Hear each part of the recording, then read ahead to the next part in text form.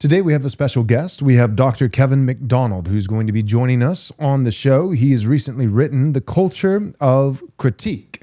This is a book that's exploring Jewish influence throughout the West over the centuries. And so we're going to be asking him a series of questions and dealing with some of the history, understanding where we are, why we are where we are, and where we might be heading. So that's today's episode. Stay tuned.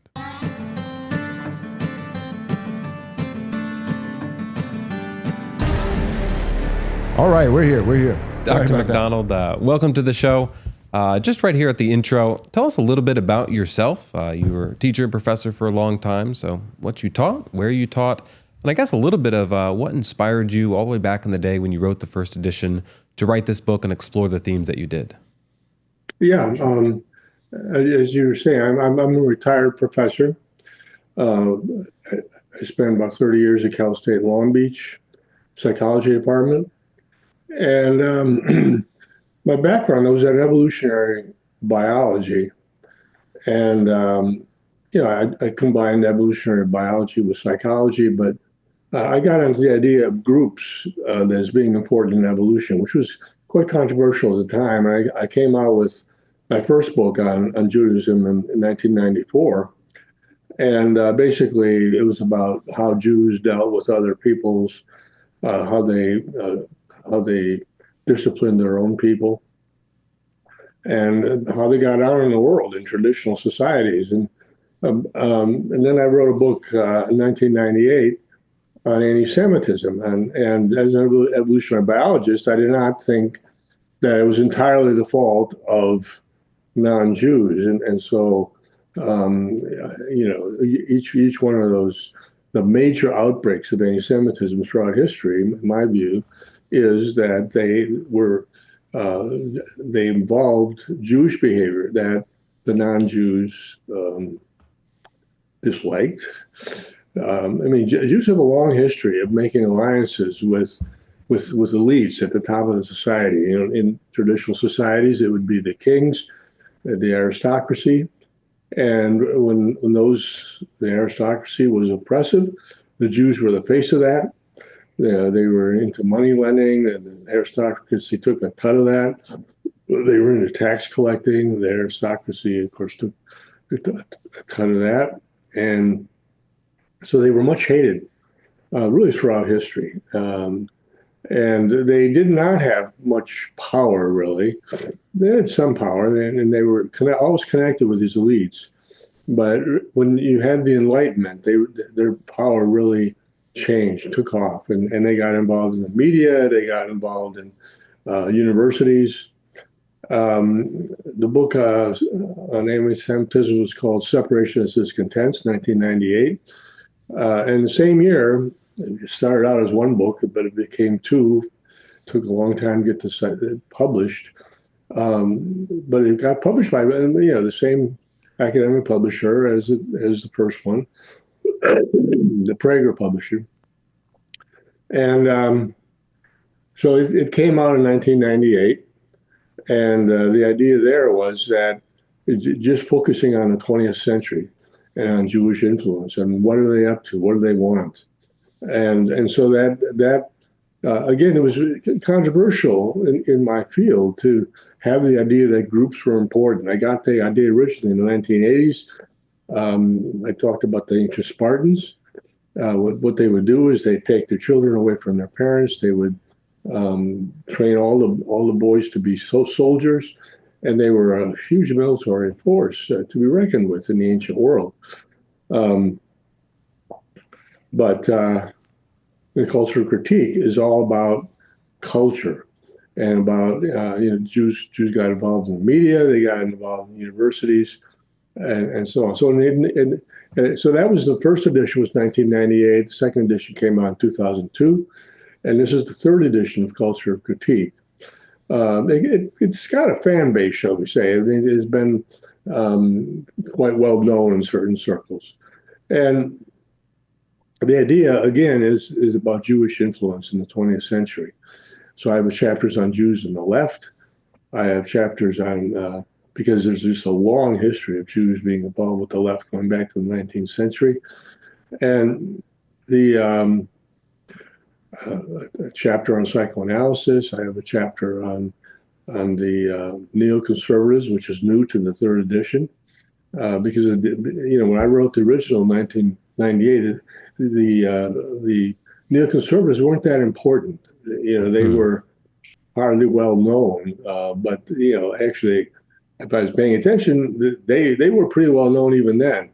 But after 2002, you started to see 2003, the war in Iraq, and neocons were all over that, and there was some deception involved and a lot of that sort of thing. And so that was another chapter, and I brought that up to date. They're still very powerful, and Marco Rubio is often considered a neocon. But I have a question. Yes. I was just going to ask. You're writing, and focusing on groups. You've said that a couple times, and I think that's really important because I don't think that the typical Westerner, especially of European descent, thinks in terms of groups. Maybe thinks in terms of groups if we're talking about group identity in the realm of politics or the realm of religion, but certainly not ethnically. Whereas I'm under the impression, you can correct me if you think I'm wrong, but I think that ethnically speaking, virtually every people in the world thinks of themselves as a group to varying degrees, except for white people. And so if I was drawing a spectrum, right, I think that's fair to say. So I think that if I was like drawing, it's a sliding scale, a spectrum, varying degrees, I from some of my reading and some of my just personal experience, I would say that Jews would be on the high end of that scale in terms of group identity on the basis of ethnicity. We are Jewish ethnically, and that is a group, and we belong to each other. We're working towards each other's benefit, those kinds of things. And then I would see somewhere in between there, you would have blacks and Hispanics and various other peoples. And then I would see Europeans at the far end of the scale. So if Jews are like a 10 in terms of viewing themselves as a group, I would say that the average European is a 0, and doesn't think that way at all. Do you think that that's fair? Yes, I wrote a book in 2019, came out, and it's called Individualism in the Western Liberal Tradition. And the whole point is that the West is individualistic, and we don't identify with groups as well. And that has been corroborated, by the way, with Joseph Henrich's book. It's called the weirdest people in the world, because we are the weirdest people in the world. We're the only culture in the world that really emphasizes individualism, and we don't identify with groups very, very well. We don't have, when we see strangers, we don't make invidious attributions about them.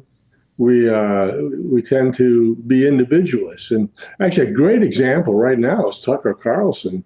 He's got a lot of hot water because he interviewed Nick Fuentes and all that.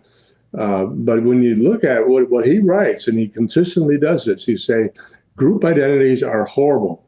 Right. That if you have group identities, you're going to have warfare. You're going to have ethnic hostility and all that. So he completely avoids that. He misses that. Yeah, we saw his interview with Nick, and we appreciate Tucker. I think he does a lot of good, and I think the backlash against him is unmerited. You're allowed to interview whoever you want. If somebody wants to do a more hostile interview and try to pin Nick to the floor, then they can do it. But he's allowed to interview Nick and do what he wants. But one of the portions of that particular interview where I found myself disagreeing with Tucker is that Tucker.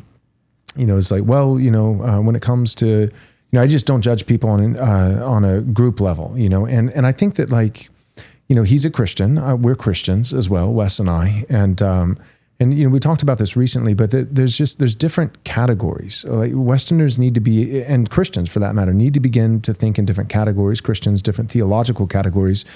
So if you are a Christian and that's your conviction, then it is true that on the basis of God's judgment, and specifically God's perfect, just, and eternal judgment, God is going to render that judgment on an individual basis, so that when each person stands before God on that final day, It's going to be, what have you done with your life? And if you're Christian, then namely that did you trust in the Lord Jesus? But it's going to be on the basis of their works. And we have ample New Testament texts that talk about that. On that final day, Matthew chapter 7, they will say, Lord, Lord, but I did this and I did that, and so it does seem to be individually, this judgment. But the idea that as people in a temporal plane, as finite creatures, that we can't make any assessments whatsoever based off of groups is not only is it not the moral brag that people claim it is, but it's actually even illogical. You're basically denying that you do something that everyone it just instinctively does. We all do this, and I'm not even speaking about groups strictly in terms of ethnic divisions, but we do this politically, we do this religiously, we do this ethnically, we do this economically, the way that somebody is dressed, what car they drive, all these different symbols of status. We do it in terms, companies do it when it comes to hiring, right? There are entire swaths of fields that I would never be able to get a job in because I didn't go to an Ivy League school. That's a prejudgment. It's a prejudice. And to think that a prejudice, I think that's part of the problem, is we, as Westerners, we have truncated that word prejudice to where it is inherently and exclusively immoral.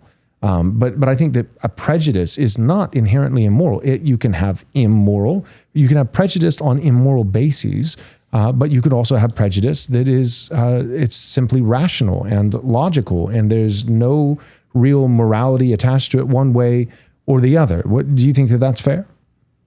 Yes, I do. And I think it's a very nice analysis, especially from a religious perspective.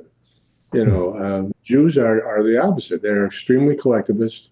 They, you see this now in Israel, where the West Bank settlers, the slaughter that they've engaged in Gaza, women and children, everybody.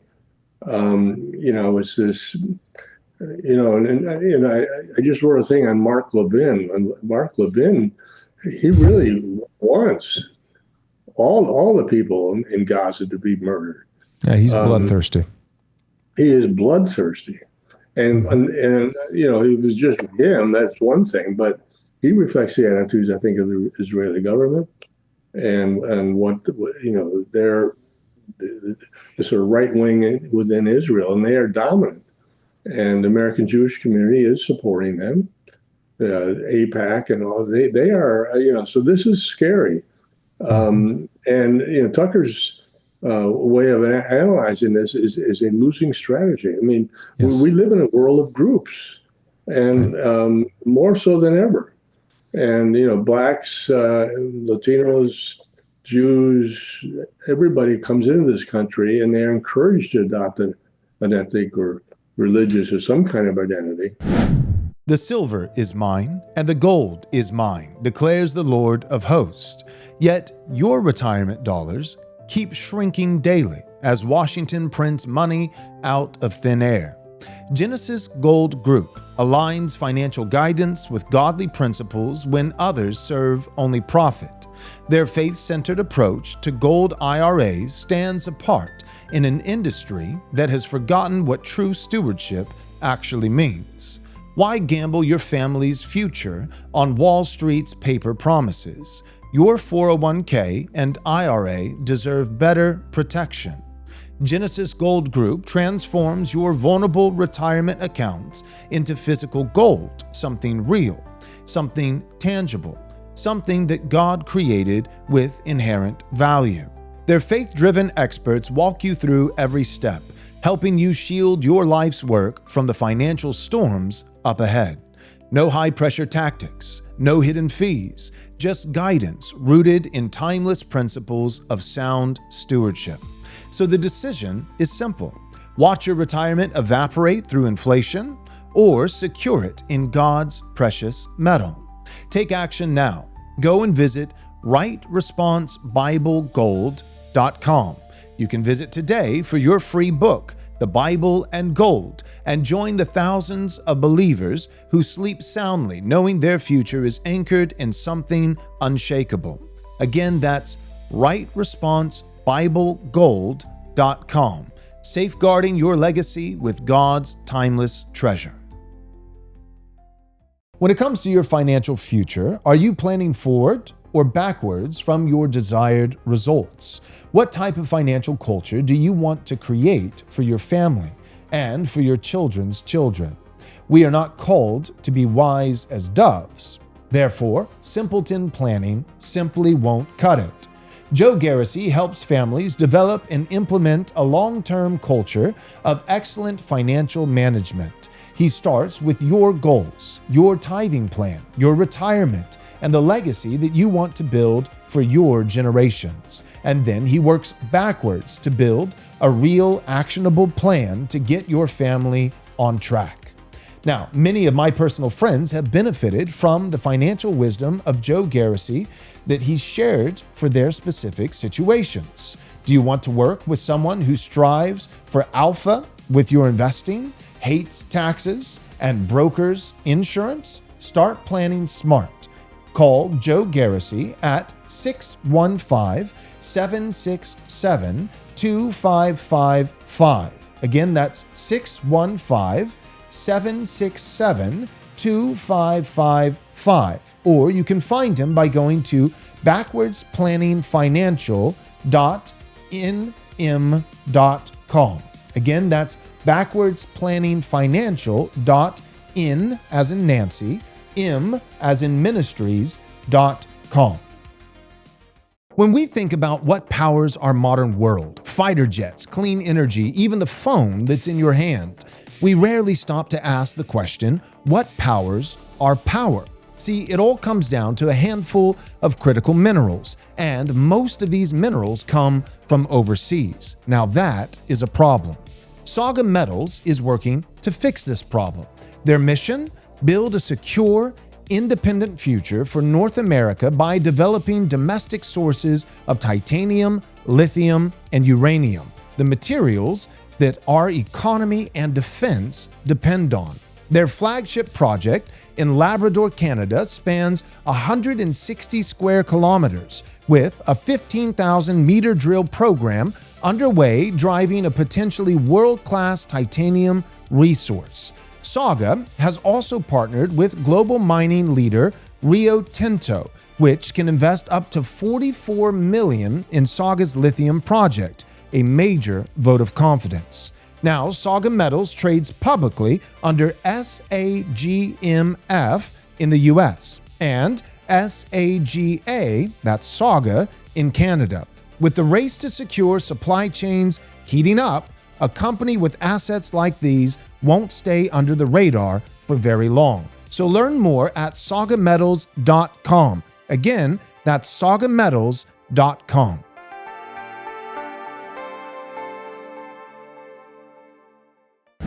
To me, it seems like one of the ways that we got off the rails in the West is, for one, I think we took for granted that for a fairly decent portion of time, we were largely a homogenous society. You know, I mean, it was 90% white, European.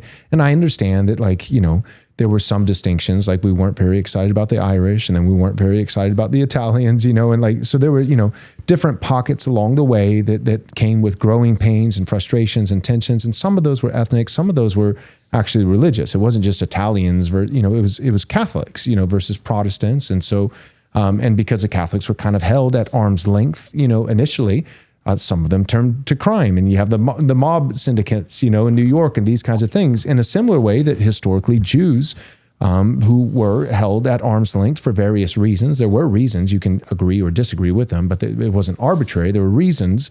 And so then they went to money lending, right? If you can't have land and work the land, then you go to, you know, something else. You're splitting the penny a million times and, you know, making your living off of interest and usury and all those kinds of things. But my point is that largely homogenous, yes, Italians, yes, Germans, you know, yes, Englishmen, but largely homogenous in terms of European descent in Western countries, including America, for a very long time, in which you have the luxury.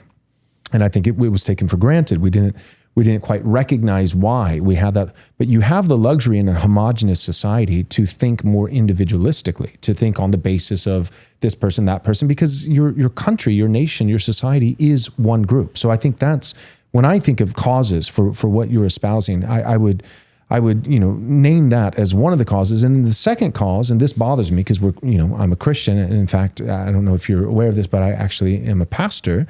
And so it bothers me, but I want to own the impetus, because I want to lead the way for Christians to repent. You would think, that's kind of a Christian principle. But I think that Christians are actually the distinct Christian faith of the West is one of the reasons that we've gotten into this problem, because I think it was a category error. So I don't think that the Bible intrinsically or inherently forces you to think this way, but I think misinterpreted it does. I think that Christians conflated, if I was kind of what I said earlier, but to put it in a nutshell, Christians conflated the perfect eternal judgment of God, which I do believe is individual, with temporal, societal, national judgments from humans. So we conflated the eternal and final judgment of God with the temporal judgments of people. And that is a massive category error. And so in the spirit of Christianity, when not thinking in categories and not exercising a lot of discernment, in the spirit of trying to be Christian, or what we thought was Christian, right? Well, like what's, if you were to, think of one of the core tenets of Christianity is, well, be like Jesus, and Jesus being God, like, be like God. Okay, well, how does God judge? Well, God judges, he judges perfectly, he judges eternally, but there's another aspect of that. God is omniscient. Right? God knows everything. The reason that we make prejudgments, it's not because God is morally perfect and we're fallible. The reason why we make prejudgments, and that's the only category of views, we're like, God doesn't do prejudgments, and we do, because he doesn't make prejudgments because he's moral, perfectly moral, and we do because we're immoral. And so then we made prejudice inherently immoral. But there's another category. Maybe God doesn't make prejudgments because, not because of morality, but because of omniscience, knowledge. God knows everything.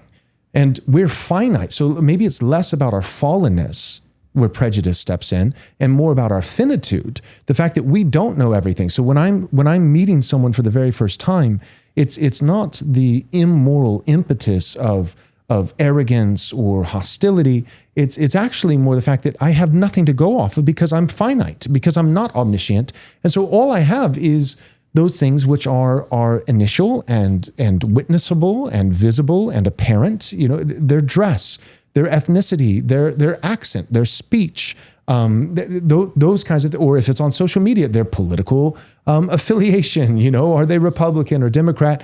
And so I think we got off the rails, and sadly, I think, one, we took for granted a homogenous society. Two, we tried to live up to our Christian expectations, but we committed a category error and conflated God's perfect, eternal, omniscient judgment as though that was the only standard for any element of judgment from finite creatures in a temporal plane. That's part of how I would account for this category error. Yeah, I was raised Catholic, and I mentioned Joseph Heinrich's book called The Weirdest People in the World. Weird because we are so unique. But he attributes the Catholic Church as being the major force in producing individualism and making the West what it is. I don't go that far, but I do think that the Catholic Church had a huge role in Western history, and of course now Protestantism. But the point is that we have to understand the role of Christianity. And when you talk about homogeneous society, yes. There were definitely conflicts in American history between the Irish and so on. But the fact is, we developed a homogeneous society, and people, there was 90% European, and it was a very cohesive society. It was became the most powerful society in the world, and let's face it, it was enormous success. But the reality is that Jews, I mean, I have a chapter on Jews and immigration policy. Jews did not like the homogeneity of the West. And especially after the 1930s, when they saw what happened in Germany, where you had a homogeneous Christian society rise up against the Jews. And, they saw white Christians basically as proto-Nazis. And so they felt that they would be much safer in a society with a lot of different ethnic groups. And so they very intensely lobbied for multi-ethnic, multicultural immigration. And that's what we have. That makes a lot of sense. Still very much in favor. And it seems like they play kind of both sides of the field. That Jews certainly have more longstanding ties with the political left in the American context. But as you said, more recent development in the past decades with neocons on the right. But it does seem that there's still a concert effect working in tandem. That I feel like Jewish influence on the political right wages wars that create refugees. And Jewish influence on the political left open doors. Thinking of Toledo, and welcome them into Western countries. And so even though they may sharply politically disagree with one another, a Ben Shapiro with, I don't know, whatever, a Chuck Schumer, that the effect still seems, to work out. You were going to say something, Wes. I was going to say, from a group kind of evolutionary analysis, a minority acting in that way makes a lot of sense. So if you're a minority in a given country, as the Jews were in Europe, and honestly, you're not liked very much. There's reasons that Europeans hate the Jews. There's reasons Jews hate the Europeans. So you're a minority in a country, multiple countries. You're not liked very much. It would make a lot of sense that if possible, so your high IQ, your high achievement, your in-group preference, that you would leverage those things to say, how can I make this country the most welcoming, the most accepting, the most mobile? How could I be most mobile in this society so I can make life good for me, especially coming from the 20th century? 20th century was not great. Your pogroms, your concentration camps, all these different things happened. So it of course makes sense. The 1950s, the 1960s, and the 70s. Neoconservatism on the right, immigration policy. I believe it was one of the two, Hart Celler, the senator and the representative that sponsored the immigration bill. One of them a Jewish, I believe it was Emanuel Hart. It would make sense that both sides, no matter where you place them, they would say, how can we make this country most welcoming? And your title of your book, The Culture of Critique, they were very critical of the WASP, the white Anglo-Saxon Protestant, because the 40s and the 50s and 60s, a lot of institutions were gate-kept from Jews. You recount a story of a young Jewish scholar just bristling that there were men's clubs in Columbia and other Ivy League institutions they had no access to. And so they set to work, and it didn't take 5 years or 10 years. It took multiple generations, but that critique of that culture and taking a sledgehammer to its foundation, sledgehammer to immigration policy, that's the thesis of your book. That's what they did, and it largely created the situation we have right now, where by and large, Europeans, who once were the majority in America, very soon will no longer be. Yeah. They actually lost the battle in 1924. The 1924 immigration law severely restricted immigration and emphasized Western Europe. Jews took that very personally as an insult, and they still have that grudge against white America, by the way, that they were kept out. Because at the time, the Jews that came in were very Orthodox. They were very Orthodox or very much on the left, radicals. This is at a time right after the Soviet Union was established. People were very afraid of what was happening. There was some leaking out of the horrifying events in the Soviet Union, and Americans did not want this, and so they restricted immigration.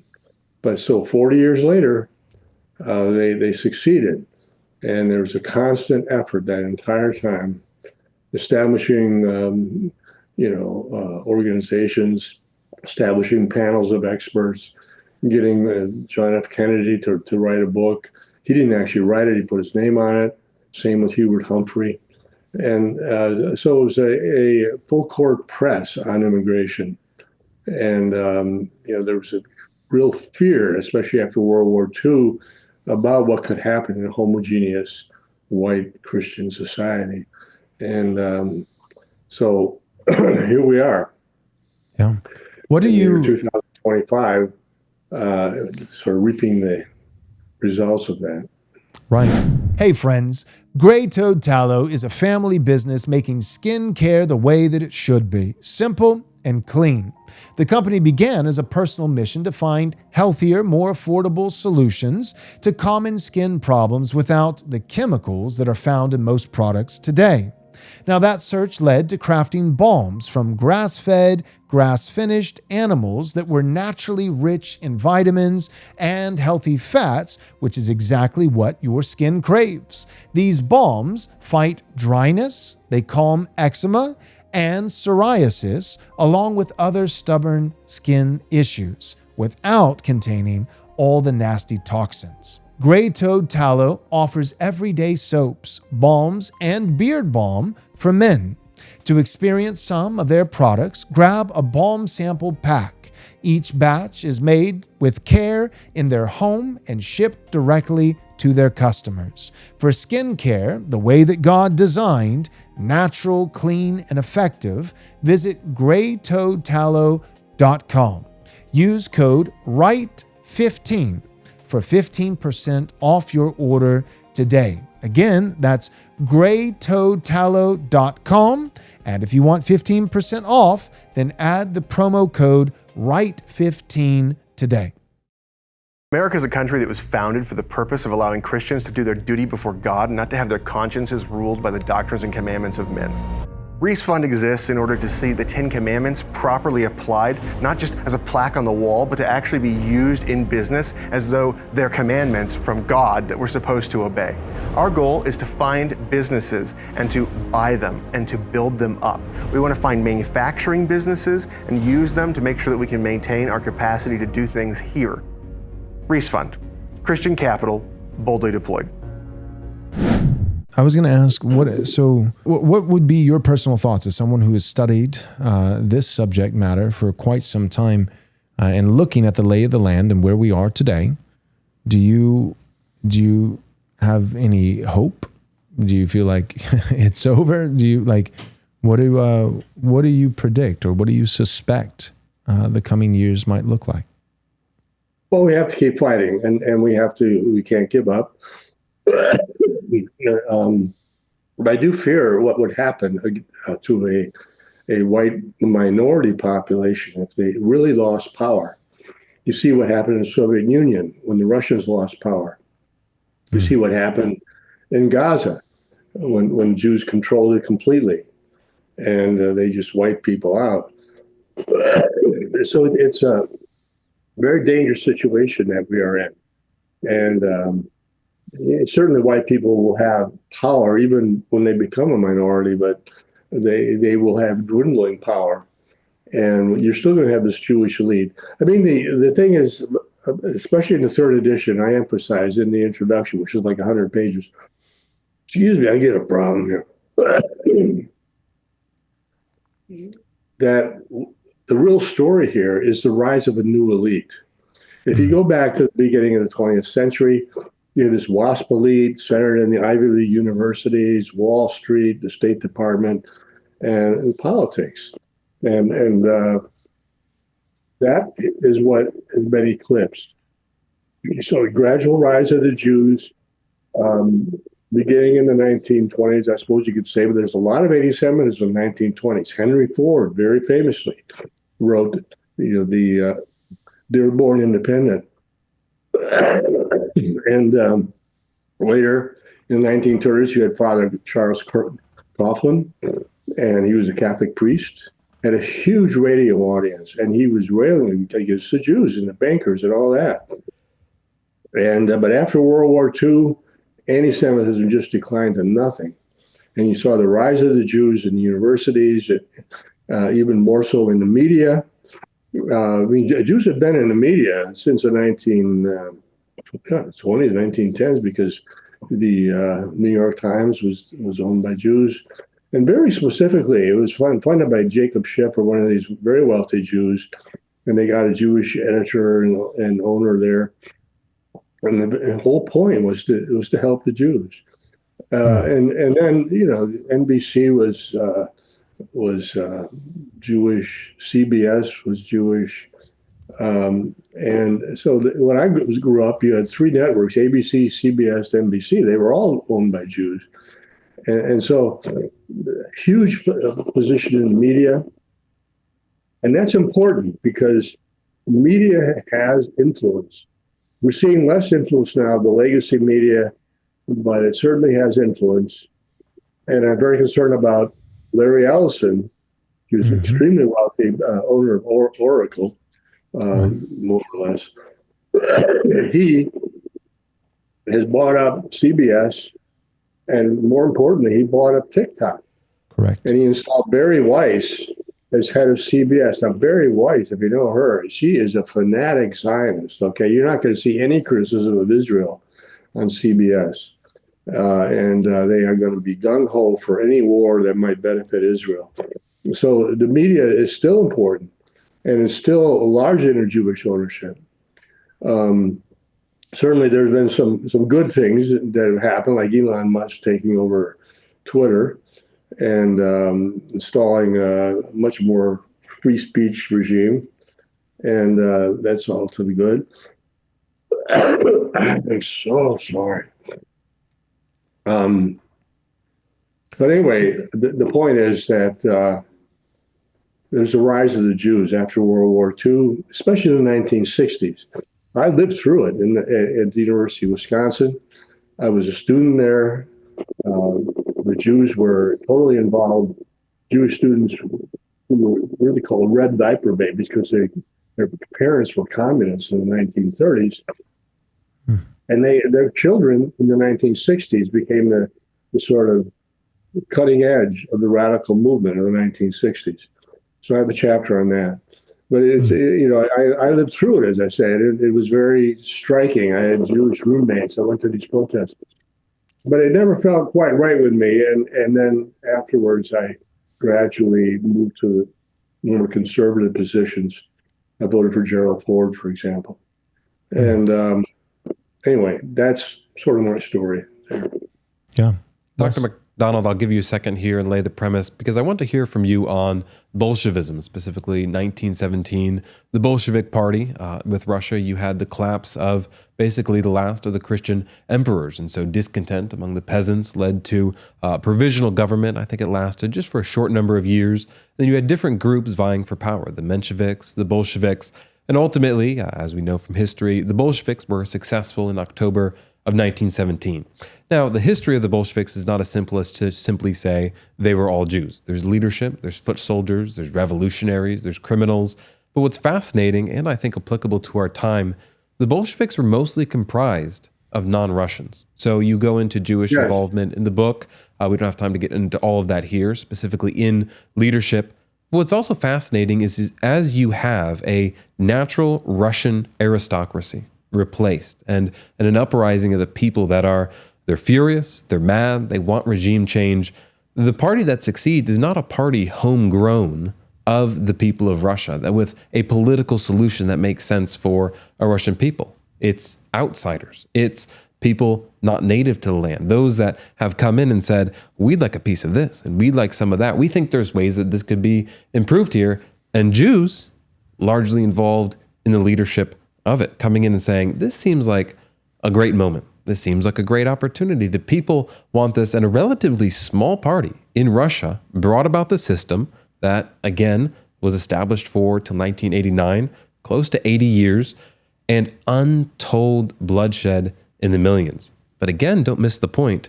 Jews, yes, but also leading, you could say, a multinational, multi-ethnic coalition that was critical of the existing stock, the existing culture, the existing people that were there from the outside, commandeering, taking it over, and then going on to commit probably the worst crimes as far as crimes against a given people that I would say just about we've ever seen in the modern world. And I don't see that as a one-off. That type of resentment, that type of hatred, that type of just anger towards the ruling class. And here's what they did to you, and here's what they've taken from you. We saw some of that just in 2020 with Black Lives Matter. We're going to burn down cities. We're going to shoot cops in the head because they've done this to us. And so I don't think the Bolshevik Revolution, and I would love to hear your thoughts, it's not the first time that ethnic conflict has been or will be exploited towards violence and towards regime change. What do you think of that? That is quite correct. And that's exactly my analysis in Chapter 3 of Cultural Critique, that what happened with the Bolshevik Revolution was that a non-Russian ethnic, well, not just one group, but a lot of them, the Jews were certainly very prominent, the most prominent of the other ethnic groups. And they had no mercy. There's hatred towards the Russians.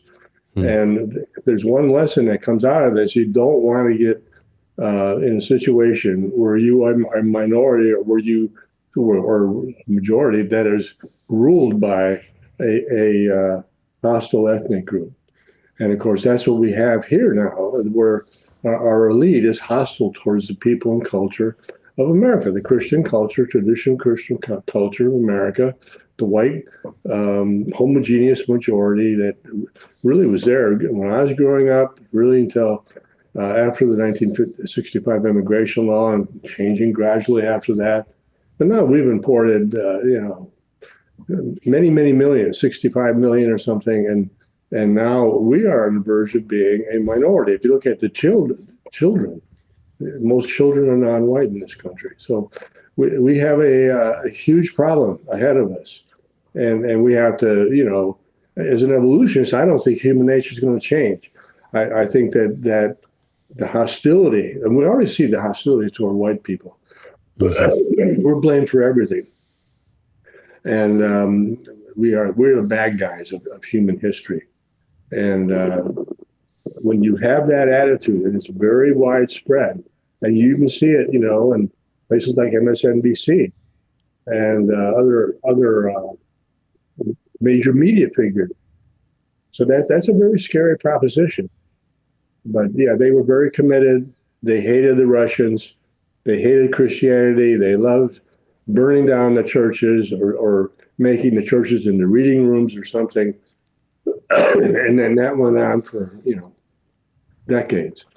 But especially in the first, Jews actually lost power in the Soviet Union after World War II. They did. They started getting pushed out by Russians. And then you had the movement of neocons in this country. Neoconservatives, one of their big issues early on was that Jews are being persecuted in the Soviet Union. Can't have that. And so they got the bill to allow Jewish immigration from Russia. It was a big deal. So the Jews have definitely were involved in the first decades. And those first decades were until 20 million Russians were murdered. Think about that, 20 million. I mean, it's mind-boggling to even imagine it, because people were just executed summarily. If you had a bourgeois background, you were automatically suspect. Brutal time in this. They had no problem with group identity. So Europeans won't think in groups, but your enemy, if it comes to that in ethnic warfare, they will absolutely use categories to bucket you. Well, but I was a supporter of BLM. I'm a progressive. It's not very likely that would save you if it came to that point. Irina, who bled out and died alone on a train, was a supporter of BLM. It did not save her. Right, the black man, oh, you're one of the good ones. No, he didn't care. No. I want to hear from you. Maybe this is the last movement we'll cover on neoconservatism, because that switch that happened, a lot of people don't realize, like you said, Jews very prominent. I mean, Karl Marx was Jewish for one. Others, Joseph Stalin was not Jewish. Jews very represented early on in the Soviet Union, but eventually, like you said, it turned on them. And obviously, Germany and the other European countries, they were not very welcomed as well. And so neoconservatism, it's not as simple. It's not simply for Jews, for Jewish interests, and you get into in the book the criteria for examining something as a Jewish interest. It needs to be explicitly for, it needs to have the weight of Jewish organizations behind it. But with the switch to neoconservatism, Jews saw on the left that they were unwelcome. And then what happened in the 60s and 70s is they said, our interests, the protection of Israel, among other things for the Zionists, that doesn't seem to be in their interest at all. They're not going to protect us. They're not going to look out for us. And so you have this movement, and people think, well, Jews and leftist movements, but neoconservatism, I mean, conservatism is right there in it, is also too a movement very much so to advance Jewish interests. And what will often happen in these movements, which you explain well in the book, it won't always be comprised of Jews or even be the majority, but they will have people that are friendly to their interests, serve at the face. And so then when criticism comes, well, it seems like this whole organization exists for Jewish interests. They can say, well, hold on. This Jew is not involved in this movement. And here in this movement, George W. Bush, Nikki Haley, they're not Jewish. They're not advancing Jewish interests. That's one of the ways that criticism is deflected. So if you could, I would love to hear Strauss and Jaffa come to mind, among others, the progenitors and the leaders of neoconservatism, the fathers of it as an idea, their involvement, and then how you would make the best defense that neoconservatism, in some ways, perhaps not all, is still a very Jewish movement, even despite being on the right. Yes, I mean, and because Jews are only 2 or 3% of the population, they have to make allies. Always have had to, and that's especially true if you're involved in a political movement. You have to try to get votes ultimately, and so with the neocons, that was always very important. And they early on had people like Jane Kirkpatrick and other people like that, and some of these people really have the same ideas.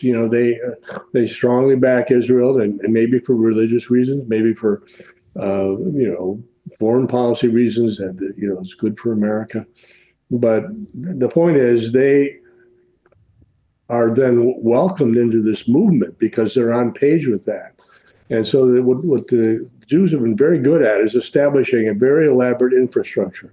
If you have the ideas that these people like, you can get a job, you can get you can work for them, write for them, advocate for them, lobby for them, and they'll welcome you because they need allies, and that's always true. In the academic world, as soon as Jews really climb the top, the academic world, the Ivy League universities, and so on, you start to see departments of Black studies, of Chicano studies, Latino studies, Jewish studies, Asian studies. These are all allies. They're all on the left, and they're on the same page, basically. They're all activists. And so what Jews have always done is recruit other peoples. And you still see that now. There are actually Jewish organizations that reach out to these non-white ethnic groups and attempt to make alliance. And not so easy with the Muslims because of what's happened in the Middle East. And you see a lot of conflict there. And the Jews are very concerned about the mayor of New York, Mamdani, because he has made pro-Palestinian statements and that sort of thing. But that's what Jews have to do as a minority group. They have to recruit non-Jews. And people like John Bolton come to mind. But, you look at the Wall Street Journal editorial page, all these outlets, Fox News, basically, they are neoconservative. And so Mark Levin is fascinating in this regard. I mean, I used to get bored watching Mark Levin on Fox News on Sunday afternoon or Sunday evening, whatever it was, and he'd just talk about the Constitution and stuff. And he's the most boring guy you ever heard. All of a sudden now, with Israel, he is freaking out and screaming at the top of his lungs about everything. It's not the old Mark Levin, because he's really involved, and his big cause is Israel, and right. cares about nothing else about this country. Yeah, that's how it seems. Go ahead. I was just going to say, and that's kind of the theme of your book, is that any minority group, if they had the intelligence and the social mobility, they would do these things too. That's why Jews have been successful. They are reasonably intelligent. They have a decent amount of social capacity. You mentioned as well psychological intensity. They have affect. They have emotion. They feel these things deeply. And so any group, if they were capable of it, if Somalians were capable of it, and we see them trying, they would take over and they would have, the American Somalian Congress. Of course, they don't. But you do have a group here, and we just, so much in just reading the book, this is all just objective fact. It's not anti-Semitic to talk about it. It doesn't imply terrible and immoral solutions. But we do have to say, hey, these group of people, in addition to maybe being American, they've been here for 10 generations. At some level, they have an allegiance much more narrow and much more self-inclined to a small group of people. And you should be able to say that openly. Hey, people from Somalia have interests that align with other people from Somalia. People like we meet for church in a little German town called Walberg. Well, there's lots of things that are very German about that town. And we would say that there are German descended people with relics of the German homeland that they came from with German food and German beer and German music and German dancing. Those are the things that they love.